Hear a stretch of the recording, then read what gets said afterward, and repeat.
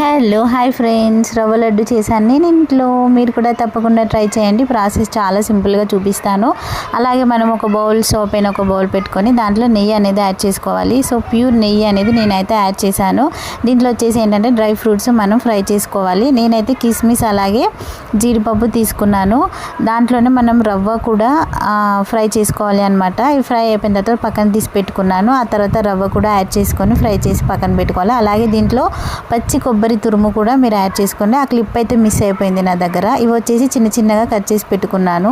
ఆ తర్వాత ఈ రవ్వలో ఈ డ్రై ఫ్రూట్స్ అనేది యాడ్ చేశాను అనమాట. నేను పక్కన బౌల్లో మనం చక్కెర పాకం రెడీ చేసుకోవాలి. తీగ పాకం వచ్చేలాగా చేసుకోవాలి అనమాట షుగర్తో. దాంట్లో ఇలాచి వేసాను ఫ్లేవర్ కోసం. ఆ తర్వాత ఈ ఫ్రై చేసిన రవ్వ దీంట్లో పాకంలో మనం యాడ్ చేసుకుంటే ప్రాపర్గా మిక్స్ చేసుకుంటే మనం రవ్వ లడ్డు అనేది చుట్టుకోవచ్చు. సో కొంచెం వేడిగా ఉన్నప్పుడే మనం చేతులకి నెయ్యి రాసుకొని వేడివేడిగా ఉన్నప్పుడే మనం రవ్వ లడ్డు అనేది చుట్టుకోవాలి అనమాట.